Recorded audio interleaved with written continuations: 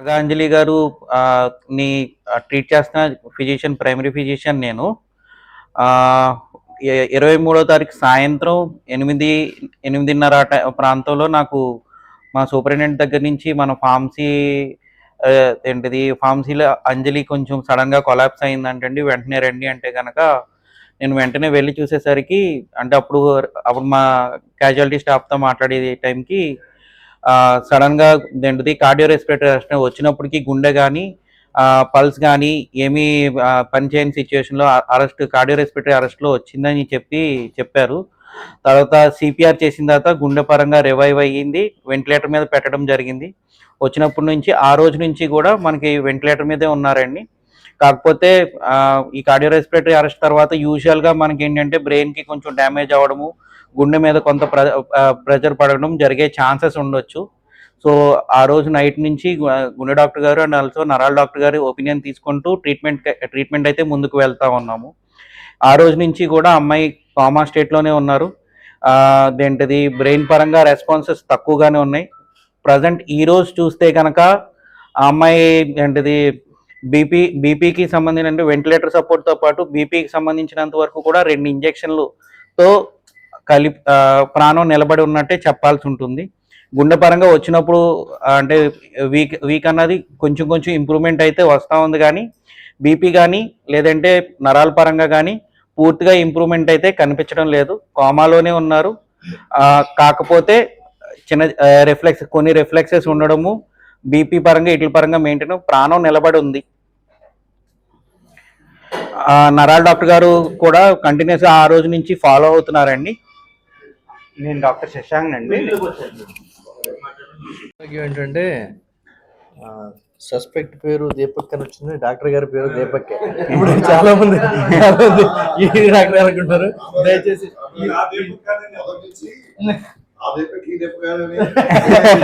అందుకే నేను సభాముగా వాళ్ళకి చాలా ఇంపార్టెంట్ మంచి డాక్టర్ గారు, చాలా మంచి.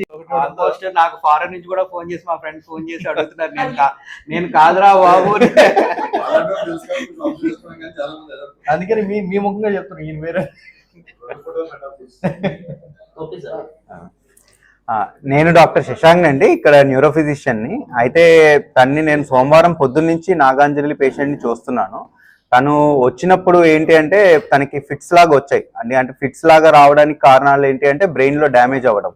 ఆ బ్రెయిన్ డ్యామేజ్ అనేది మనం ఫస్ట్ డేనే అడ్మిట్ అయిన రోజు సిటీ స్కాన్ చేయించాము. ఆ సిటీ స్కాన్ నార్మల్ ఉండింది. మరుసటి రోజు ఫిట్స్ రావడానికి, ఫిట్స్ తగ్గడానికి మెడిసిన్స్ అయ్యి పెట్టడం జరిగింది. అయితే 3వ రోజున మనం ఎంఆర్ఐ స్కాన్ చేసి చూసాం. అయితే 3వ రోజున చేసిన ఎంఆర్ఐ స్కాన్లో మాత్రం బాగా తీవ్రంగా బ్రెయిన్ డ్యామేజ్ అయినట్టు మనకి ఎంఆర్ఐ స్కాన్లో తెలిసింది. దాని ప్రకారంగా మనము మందులు అయ్యి ఇవ్వడం జరిగింది. అయితే ప్రస్తుతానికి పూర్తిగా ఆమె కొన్ని వార్తల్లో వచ్చినట్టు బ్రెయిన్ డెత్ అయితే అవ్వలేదు, కానీ ఇంకా దానికి కొన్ని రిఫ్లెక్సెస్ అనేవి ఇంకా కంటిన్యూ అవుతున్నాయి. అయితే team of doctors from government hospital, district collector గారు ఆధ్వర్యంలో పెట్టిన డాక్టర్స్ కూడా రావడం జరిగింది. వాళ్ళు కూడా గత 2-3 రోజుల నుంచి చూస్తున్నారు. మన ట్రీట్మెంట్ వాళ్ళ సలహా కూడా తీసుకుని మనము కొన్ని మార్చడము జరిగింది. అయితే నిన్న కూడా సిటీ స్కాన్ చేసి చూసాము. సిటీ స్కాన్ లో కూడా ఇంకా బ్రెయిన్ లో సివియర్ గా డ్యామేజ్ ఉంది.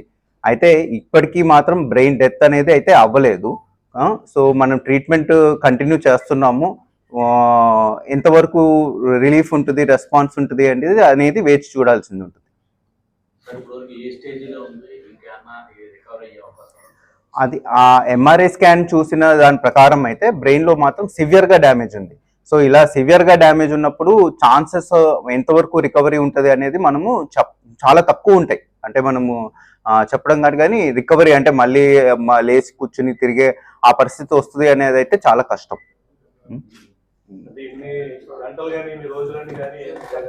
లేదు, అంటే తన బ్రెయిన్ స్టెమ్ ఇంటాక్ట్ గా ఉన్నంత వరకు మనము కంటిన్యూ చేస్తూ ఉంటాము.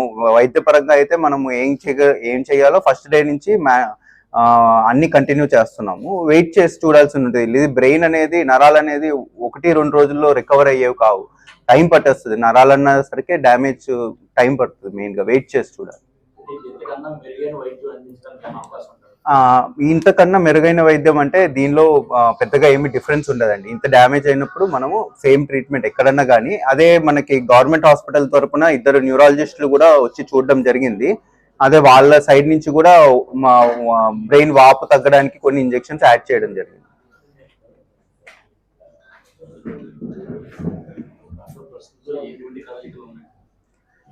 ఓన్లీ అంటే మనము బాగా తట్టిన పిలిచిన కొద్దిగా పాప మూమెంట్స్ వెనక్కి జరుగుతాయి. దాన్ని రిఫ్లెక్సివ్ మూమెంట్స్ అంటారు. అంటే బ్రెయిన్ లో చిన్న మెదడు దగ్గర ప్రెస్ అవుతున్నప్పుడు అలాంటి మూమెంట్స్ చూస్తాం.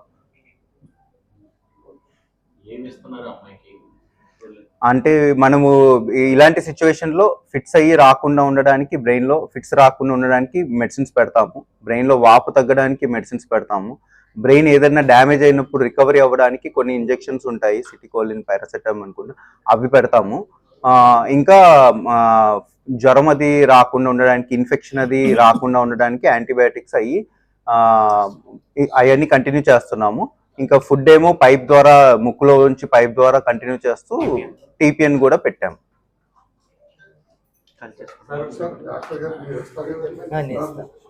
రాజు, సిఇఓ ద హాస్పిటల్. ఈ మాతో పాటు పనిచేసే అమ్మాయికి ఈ పరిస్థితి రావడం మాకందరికీ చాలా బాధ కలిగించే విషయం. సో హాస్పిటల్ ఆ అమ్మాయికి పూర్తి స్థాయిలో వైద్యం అందించి ఏదో విధంగా కోలుకోవాలని చెప్పి మా శక్తి వంచన లేకుండా, దేనికి వెనకాడకుండా మేము వైద్యం అందిస్తున్నాం. దాంతోపాటు గవర్నమెంట్ సైడ్ నుంచి కూడా మాకు పూర్తి సహకారం అందుతుంది. కలెక్టర్ గారు ఒక సీనియర్ మెంబర్స్తో ఒక టీంని ఏర్పాటు చేశారు. ఆ టీం మెంబర్స్ కూడా మాతో పాటు వర్క్ చేస్తూ ఆ పేషెంట్ రికవరీకి సాయం అందిస్తున్నారు. ఒకళ్ళ సలహాలు ఒకళ్ళు తీసుకుంటూ అమ్మాయికి ఏదో విధంగా మనం చేయాలనే ఉద్దేశంతో మేము అందరం సహకరిస్తున్నాం. సో కానీ బ్రెయిన్కి జరిగిన డ్యామేజ్ మూలంగా ఎంతవరకు రికవర్ అవుతుందో చెప్పడం కష్టంగా ఉంది. అలాగనే అమ్మాయి బ్రెయిన్ డెడ్ కాదు. చాలామంది అపోహలు వ్యాపిస్తున్నట్టుగా చనిపోయిన వాళ్ళకి వైద్యం చేస్తున్నారు, ఎలాంటి అవి పూర్తిగా అవాస్తవాలు. హాస్పిటల్ అన్న తర్వాత, డాక్టర్లు అన్న తర్వాత పేషెంట్కి వైద్యం చేయడం, పేషెంట్ని రికవర్ చేయడానికే చూస్తారు తప్పించి ఇలాంటి అవాస్తవాల ప్రచారాలు దయచేసి నమ్మద్దు, చెయ్యొద్దు కూడా. అంటే మనం ఒక బాధ్యతమైన పొజిషన్లో సొసైటీలో ఉన్నప్పుడు కొన్ని వాస్తవాలని మనం ప్రజలకు తీసుకెళ్లాల్సి వచ్చినప్పుడు వాస్తవాలే మాట్లాడగలగాలి. వక్రీకరించి మాట్లాడాలి, అలాంటివి మనం చేయకూడదు ఎవరన్నా కానీ. సో హాస్పిటల్స్ డాక్టర్స్ మేము పేరెంట్స్కి వాళ్ళకి పూర్తిగా జరుగుతున్నది చెప్పి ప్రతిదీ క్లారిటీలో, ట్రాన్స్పరెన్సీలో వైద్యం చేస్తున్నాం. ఇంతకంటే వైద్యం చేయడానికి బ్రెయిన్ ఇంత డ్యామేజ్ అయిన పేషెంట్కి ప్రపంచంలో ఎక్కడికి వెళ్ళినా, ఏం చేసినా, ఎవరు చేసినా కూడా ఇంతకు మించి వైద్యం చేయగలిగేది లేదు.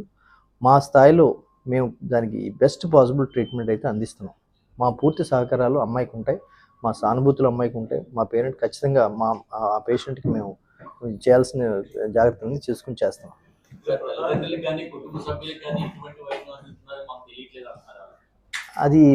అది కాదండి, కుటుంబ సభ్యులు కూడా ఇక్కడే ఉన్నారు. అంటే బేసిక్గా పాపం అమాయకులు వాళ్ళకంటే కూడా పక్కన వాళ్ళు వక్రీకరిస్తున్నారు.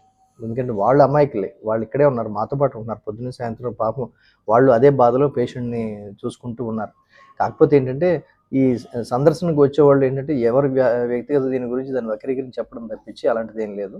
మా దగ్గర వాళ్ళకనే కాదు, ప్రతి పేషెంట్కి 3 పూట్ల వీడియో కౌన్సిలింగ్తో రికార్డింగ్ చేస్తాం. ప్రతి పేషెంట్కి, ఎంత చిన్న పేషెంట్ అయినా పెద్ద పేషెంట్ అయినా, ఒక పెద్ద హాస్పిటల్ అన్నప్పుడు ఏంటంటే డాక్యుమెంటెడ్గా ప్రతి పేషెంట్కి ప్రాసెస్ ఎలా ఉంది, ఒకవేళ సర్జరీ చేస్తే ప్రీ ఎలా ఉంది, పోస్ట్ ఎలా ఉంది, ప్రతి దానికి మాకు వీడియో రికార్డింగ్స్ ఉంటాయి. వీడియో రికార్డింగ్స్తోనే చేస్తాం మేము కౌన్సిలింగ్. సో చెప్పకపోవడం, దాచిపెట్టడానికి అంటే ఏం లేదు. దీంట్లో దాచిపెట్టి హాస్పిటల్ సాధించేది కూడా ఏం లేదు. ఎందుకంటే వీఆర్ ఫర్ ద పేషెంట్. మేము పేషెంట్కి వైద్యం చేయడం చూస్తాం తప్పించి దీంట్లో దీనికి ఈ ప్రైవేట్ ఇంట్రెస్ట్ అంటూ హాస్పిటల్కి ఏమి ఉండదు. హాస్పిటల్కి కేవలం పేషెంట్కి ట్రాన్స్పరెంట్గా వైద్యం చేయడానికి చూస్తాం. దీంట్లో దాచిపెట్టడానికి మా తప్పు కూడా ఏం లేదు. అది ఒక 2 వ్యక్తుల మధ్య ప్రైవేట్గా జరిగిన వ్యవహారం. అన్ఫార్చునేట్లీ హాస్పిటల్లో జరిగింది కాబట్టి, కానీ మాకు దాంట్లో ఎటువంటి సంబంధం లేదు. మా కమిట్మెంట్ అలా ఏంటంటే పేషెంట్కి న్యాయం చేస్తూ జాగ్రత్తగా వైద్యం చేయడం. అది మేము పూర్తి స్థాయిలో చేస్తున్నాం. దీంట్లో పూర్తి ట్రాన్స్పరెన్సీతో చేస్తున్నాం.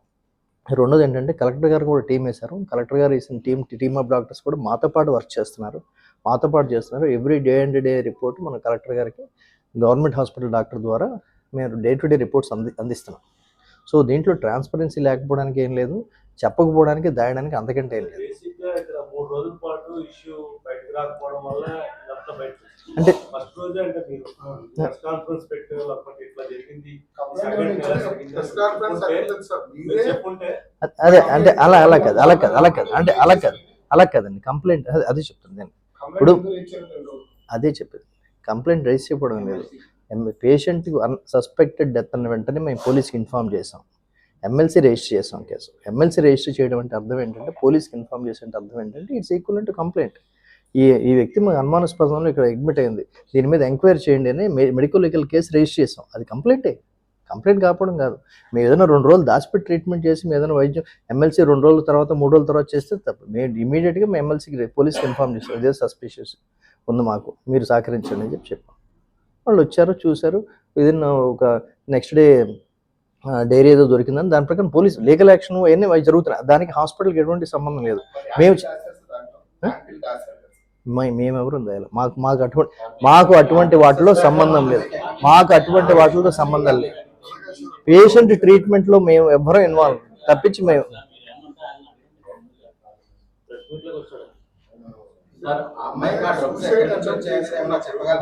మీరు రహస్యంగా ఉంచవలసిన అవసరం ఏముంది? మామే రహస్యం లేదు దీంట్లో. మేము సోమవారం మధ్యాహ్నం వరకు ఎవరికి తెలియదు సార్. ఎవరికి తెలియదు, మేము రహస్యం కాదు. పోలీస్ మీరెందుకు భరిస్తారండి? మేము పోలీస్కి ఇన్ఫార్మ్ చేసాం. ఫస్టే మీరు బయటకు చెప్పండి. ఇక్కడ ఏంటంటే ఆ అమ్మాయి మాలో ఒక స్టాఫ్ సార్. నేను డైరెక్టర్గా మాట్లాడుతున్నాను. మాలో ఒక స్టాఫ్ నిన్నటిదాకా మాతో తిరిగిన, మా ముందు నడయాడిన మాలో ఒక స్టాఫ్. మేము చాలా షాక్లో ఉన్నాం. ఆ రోజు 2 గంటల వరకు నేను కంటిన్యూస్గా ప్రాసెస్లో ఉన్నా, ఫాలోఅప్లో ఉన్న వాళ్ళతో. ప్రతి గంటకి 2:30కి కూడా నేను ఫోన్ చేశాను పేషెంట్కి.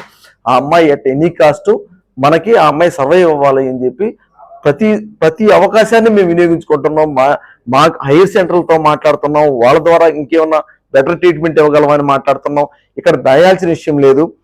సోమవారం మధ్యాహ్నం ఒక ఎమ్మెల్యే ఆఫీస్ నుంచి ఒక వ్యక్తి దీనికి ప్రేరేపితాను అన్నగానే సోమవారం మధ్యాహ్నం ఇమీడియట్ గా మేము సస్పెండ్ చేసి అతను నిందితుడిని ఇమీడియట్ గా దాని మీద కమిటీ ఏర్పాటు చేశాం. కమిటీ వాళ్ళ పైన వాళ్ళు చేసుకొని పోతున్నారు. పోలీసు వారికి మా వైపు నుంచి వాళ్ళు అడిగేటన్నింటికి కూడా ఎప్పటికప్పుడు సమాచారం ఇస్తున్నాం. దీనికంటే ముందు మీకు చెప్పాల్సింది ఏంటంటే, దీనికి ముందు 4 days బ్యాక్ కరెక్ట్ గా 4 రోజుల ముందు ఆ అమ్మాయిని నేనే కూర్చోబెట్టుకుని, మా సూపరింటెండెంట్, నేను, మా జిఎంఐ మేము ముగ్గురం కూర్చోబెట్టుకుని, వాళ్ళ డిపార్ట్మెంట్ కూర్చోబెట్టుకుని, తల్లి ఇలా ఉంటాయి, సమాజంలో ఇలాంటి వాళ్ళు ఉంటారు, మీరు ప్రతి విషయంలో కూడా జాగ్రత్తగా ఉండండి. మీకు ఏదన్నా మా దగ్గర చాలా చాలా చాలా కమిటీలు ఉన్నాయి, మా దగ్గరికి రావడానికి చాలా అవకాశాలు ఉన్నాయి. ఇన్ని అవకాశాలు ఉపయోగించుకోండి, మీరు ఏ అవకాశాన్ని వదులుకోవద్దు, ఎవరికి భయపడద్దు మీరు అని చెప్పి 4 days బ్యాక్ కూడా జరిగిన 4 రోజుల ముందు కూడా మేము ఇన్ఫార్మ్ చేయడం జరిగిందండి. ఆ పిల్లల్ని పెట్టుకుని ఇదే హాల్లో మేము కూర్చోబెట్టి చెప్పడం జరిగిందండి. వాస్తవంగా చెప్పాలంటే సోమవారం మధ్యాహ్నం దాకా కూడా మాకే ఆ రోజు ఒక అడిషనల్ ఎస్పీ మా దగ్గర సడన్ గా హార్ట్ అటాక్ తో రావడం, చాలా సివియర్ కండిషన్ తో వచ్చారండి ఇక్కడికి. వారికి వైద్యం చేసే ప్రక్రియలో మేము 3-4 గంటలు మళ్ళీ దాని మీద స్టక్ అయిపోవడం.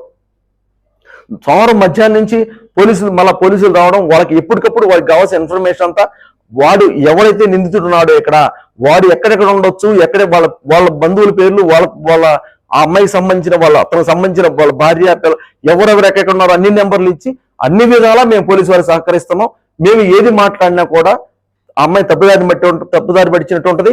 తర్వాత ఆ అమ్మాయి వ్యక్తిత్వాన్ని మనం దెబ్బతీసినట్టు ఉంటది. మేము నిజంగా బాధపడుతున్నాం. ఆ అమ్మాయి ఫోటోలు, వీడియో దాంట్లో వచ్చి, సోషల్ మీడియాలో వచ్చి ఆ అమ్మాయిని రకరకాలుగా ఒక్కో రకంగా మాట్లాడుతుంటే, నిజంగా చెప్పాలంటే మనం అంత పర్సనల్ అసాసినేషన్ చేయకూడదు. ఒక అమ్మాయిని అంత దారుణంగా చేస్తుంటే, నిజంగా మా బిడ్డ అండి, మా బిడ్డ నిన్నటిదాకా మాతో నడిచిన మా బిడ్డకి అలా జరిగిందని మేమందరం, ఎటువంటి వాడైనా, నేనైనా, CEO అయినా, సూపరింటెండెంట్ అయినా, ఎవడైనా సరే ఒక తప్పు చేస్తే ఈ హాస్పిటల్లో కఠినంగా శిక్షిస్తాం. ఎట్టి పరిస్థితుల్లో కూడా ఎవడు కూడా ఎంత పొజిషన్ లో ఉన్నా ఎవడైనా సరే వాడిని వదిలిపెట్టే పనే లేదు. పత్రికాముఖంగా తెలియజేస్తున్నాం.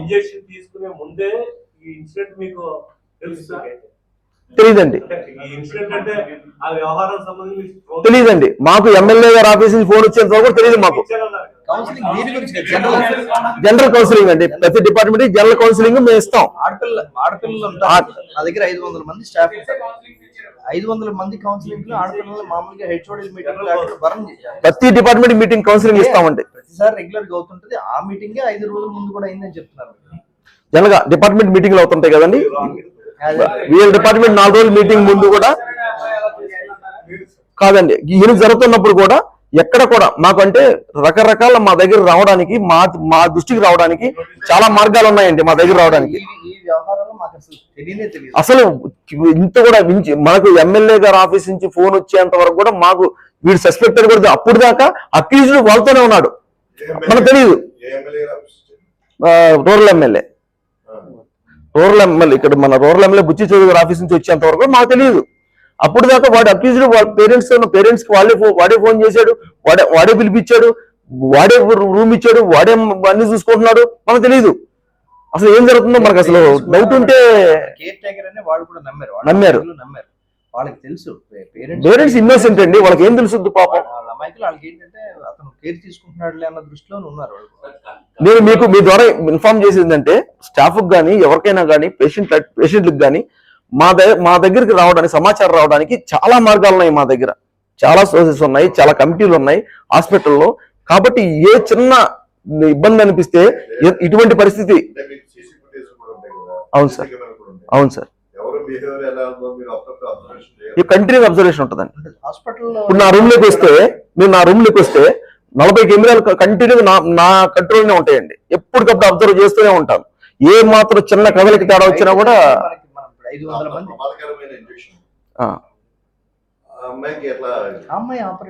అమ్మాయి ఆపరేట్ చేస్తుందండి. ఇది ఫార్మసీ వాళ్ళే దీన్ని ఆపరేట్ చేస్తారండి. వాళ్ళు ఇది మోతాదు ఇవ్వాలి, డాక్టర్లు ఎలా చెప్తే వీళ్ళు సిస్టర్ చెప్తే అది ఇప్పిస్తాను. అంటే ఇది ఇప్పుడు హాస్పిటల్లో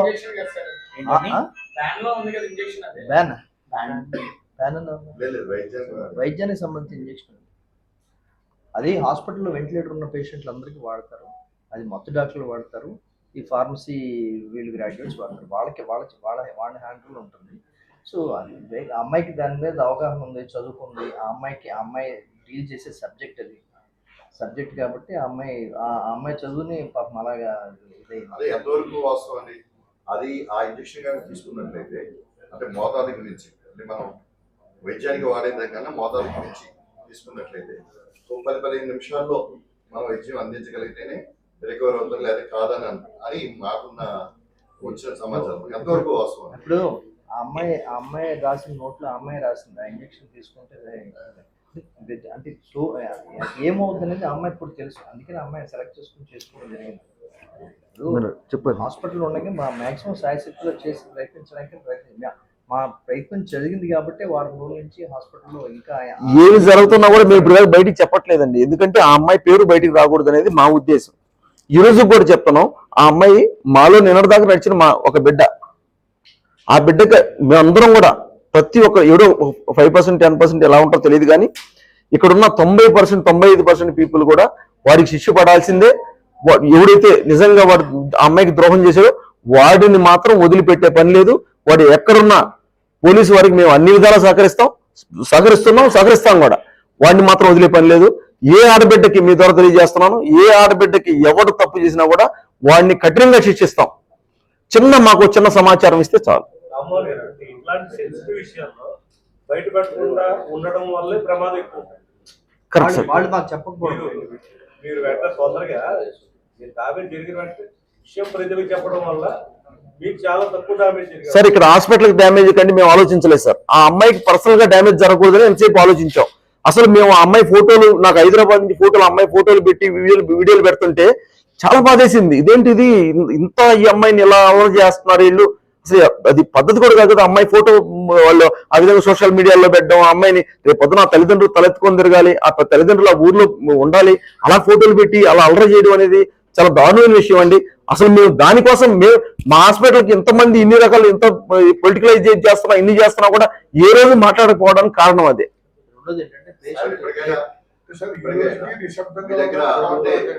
వాళ్ళు వచ్చింది దేనికి?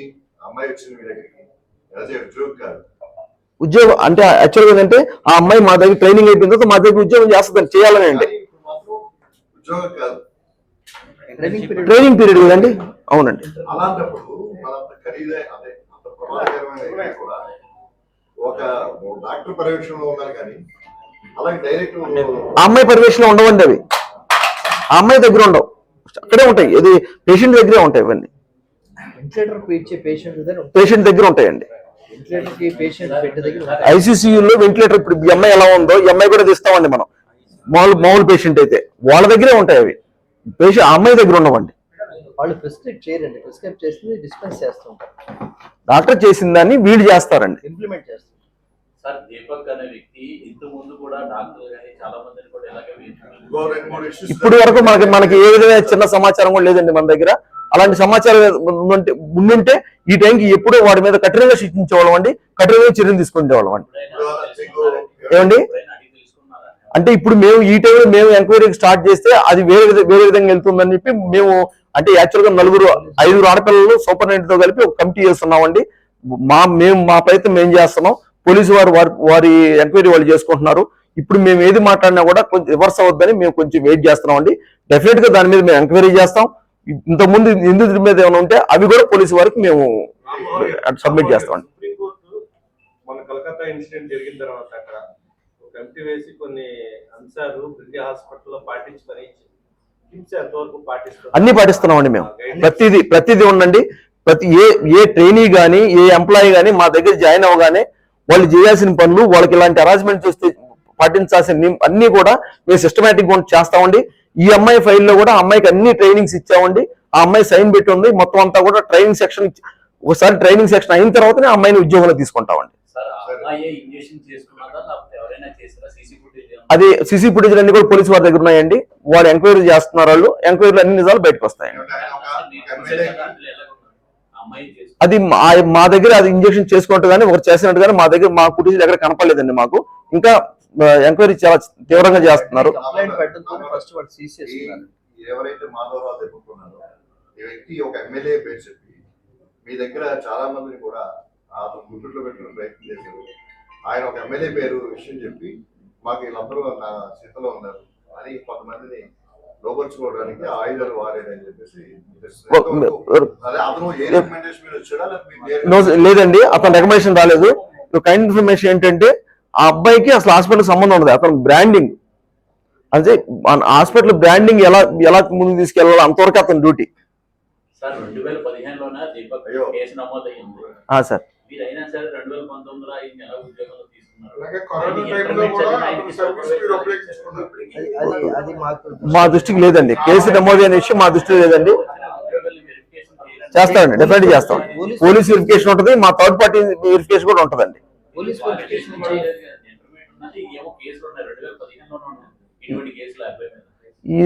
ఆ అబ్బాయి ఇంటర్మీడియట్ కాదండి, ఆ అబ్బాయి బిహెచ్ఎంఎస్ డాక్టర్, ఒక డాక్టర్, ఒక ఆయుర్వేద మన హోమియో డాక్టర్ అండి.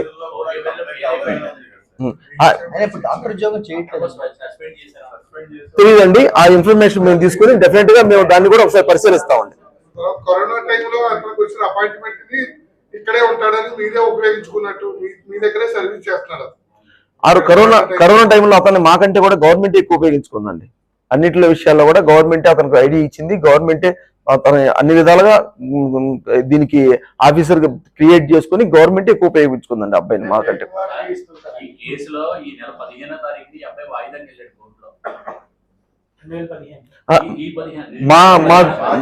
మా దృష్టికి రాలేదు. అదే అండి,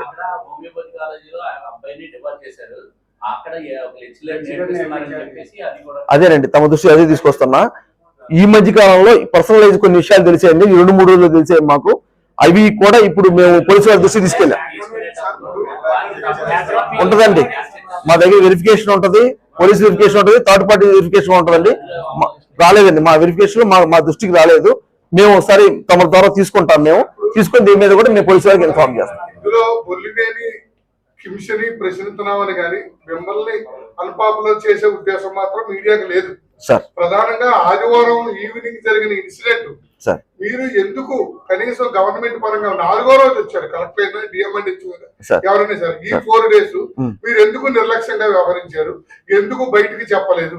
కేవలం అటువైపు కూడా వేరే ఇన్సిడెంట్ ఇదే రాజమండ్రిలో జరగడం వల్ల దీని వైపు అంత ఫోకస్ అవ్వకపోవడం వల్ల మీరు ఈ వారం రోజులు సేవ్ అయ్యారనే చెప్పుకోవచ్చు. సరే సార్, ఇప్పుడు మేము ఎవరికి చెప్పాలంటారు? స్పష్టమైన విధానం. ఒక నిమిషం అండి, మేము ఎవరికి చెప్పాలంటారు? అమ్మాయిని ఫోటోలు వేసి మేము ఎవరికి చెప్పాలంటారు? మీ ఉద్దేశం ఏంటి? మేము పోలీసు వారికి ఇన్ఫార్మ్ చేసాం. ఆమె లెటర్ రాసింది, ఈ కారణం చేత నేను ఆత్మహత్య. ఆ లెటర్ మాకు బుధవారం దాకా కూడా మా దగ్గర లేదండి. ఇప్పుడు విషయం ఏంటంటే అసలు లెటర్ కూడా మాకు తెలియదు. ఇంజెక్షన్ అండి, అమ్మాయికి ఇంజెక్షన్ చేశారు, మీరు ట్రామా కేర్ లో పెట్టారు, ఇవన్నీ సార్ అది దీనికి ఈ ఇంజెక్షన్ కి మనం చేసేది కాదు. దీనికోసం స్పెషల్ ట్రీట్మెంట్ ఉండదండి. మనం వెంటిలేటర్ పెడతాం, వెంటిలేటర్ మీద ట్రీట్మెంట్ ఇస్తున్నాం. మాకు వచ్చిన ఇన్ఫర్మేషన్ సోమవారం మధ్యాహ్నానికే తెలిసిందండి ఆ ఇంజెక్షన్ దాని గొడవ అంతా కూడా. ఏమో సార్, అంతా మీ మేనేజ్మెంట్ విజ్ఞతకే వదిలేస్తున్నాం తప్ప బయట అయితే కనుక టోటల్లీ ఇంజెక్షన్ చేసిన 2 or 3 hours లో హోప్లెస్ అని చెప్పనే అట్లా ప్రతి వైద్యులు రాజమండ్రిలో ఉన్న వైద్యులు అది చెప్తారు, డాక్టర్ గారు చెప్తారండి.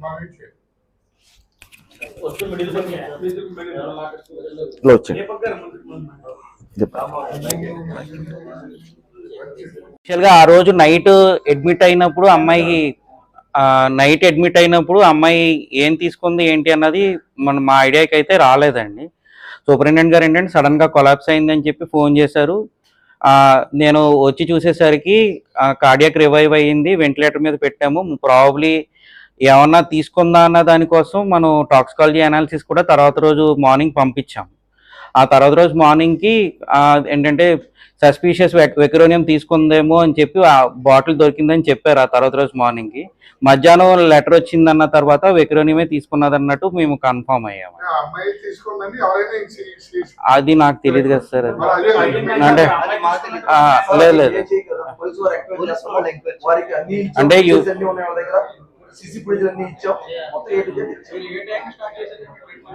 ఏదండి నాకు అమ్మాయి కొలాప్స్ అయ్యిందని చెప్పి నాకు రావడం కాల్ అయితే అంటే ట్రీట్మెంట్ అయితే మన క్యాజువాలిటీలో వెంటనే స్టార్ట్ చేశారు. నాకు కాల్ రావడం మాత్రం 8:20, 8:30 ఆ టైంకి వచ్చింది.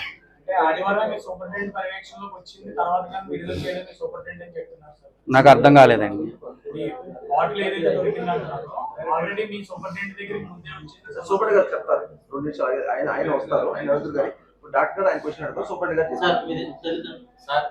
ఈ అమ్మాయికి సంబంధించి ఈ అమ్మాయితో ఉండే క్లాస్మేట్స్ అయినా రూమ్మేట్స్ ఉన్నారు, వాళ్ళందరూ కూడా అబ్సెంట్ అయిపోయి కేసు జరిగిన తర్వాత. కాదండి, అది మీకు అది కూడా చెప్తున్నాను. వాళ్ళు వచ్చి మొన్న 2 రోజుల క్రితం వచ్చి వాళ్ళు కంప్లైంట్ పెట్టారు. సార్ మమ్మల్ని చాలా చేస్తున్నారు, మా రూమ్ కి వస్తున్నారు, ఎవరెవరో వస్తున్నారు, తాగి వస్తున్నారు, మమ్మల్ని చాలా అబ్యూజ్ చేస్తున్నారు, మాకు అర్థం కావట్లేదంటే మేమేం చెప్పామంటే ఇది మీరు సి గారికి ఇన్ఫార్మ్ చేయండి, మీరు సి గారికి అందుబాటులో ఉండండి అని చెప్పామండి. సరే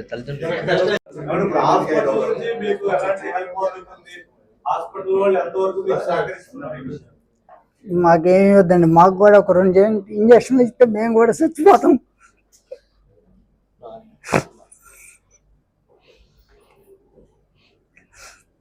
మాకు ఇంకే ఆశ లేదండి. మాకు ఒక్క పాపే. మా పాప ఎలాగైతే హాస్పిటల్కి వచ్చింది అలా మా ఇంటికి మాకు తిరిగి రావాలి. లేకపోతే మాకు కూడా 2 ఇంజక్షన్లు ఇచ్చేయండి, మేము కూడా అయిపోతాం. ఇంకేమొద్దు మాకు. నేను అడుగుతుంది, హాస్పిటల్లో ఇన్సిడెంట్ జరిగిన తర్వాత మీకు ఎంతవరకు కోఆపరేషన్ హాస్పిటల్ సైడ్ నుంచి లభిస్తుంది? హాస్పిటల్ అయితే వైద్యం చేస్తున్నారండి, మెరుగైన వైద్యమే అన్నారండి. హాస్పిటల్లో కొంచెం మెరుగైన వైద్యమే చేస్తున్నారు. హాస్పిటల్ అయితే బాగానే ఉంటుంది. పాప ఎంతవరకు కోలుకుంటుంది తెలియదండి. చెప్తున్నారండి, వైద్యం అయితే జరుగుతుంది. లేచి తిరుగుద్దో తిరగదో చెప్పలేమంటున్నారు. కాసేపు పర్వాలేదు అంటున్నారు. ఏం జరుగుతుందో మాకు అర్థం కావట్లేదు.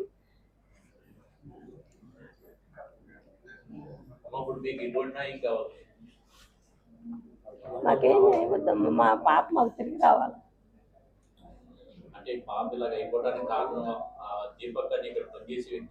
అతనే అసలు మాకేమీ తెలియదండి. ఇంకా అతనికి కఠిన శిక్ష పడాలి. కావాలని నడి రోడ్డు మీద ఎన్కౌంటర్ చేయాలి అలాంటి వాడిని.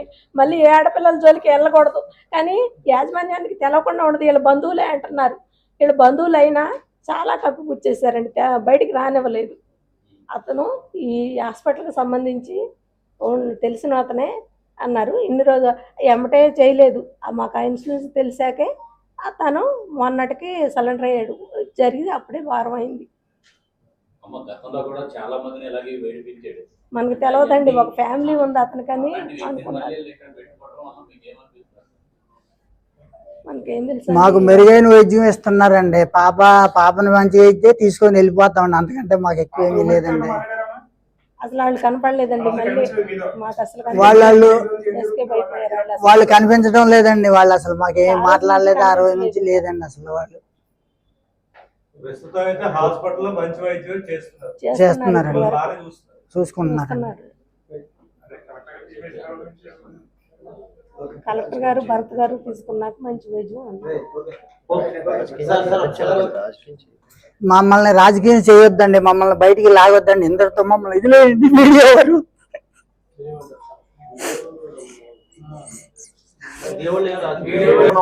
రాజకీయం జీవితం మమ్మల్ని రాజకీయ నాయకులు మా దగ్గర రావద్దని ఆయన అంటున్నారు. మీకు ఒకసారి చెప్తున్నాం, మీడియా అంటూ లేకపోతే ఏం వద్దండి. ఇంకా మాకు మా పాపను ఇంకా మేము తీసుకెళ్ళిపోతాం. ఇంకా అలా మాట్లాడకండి.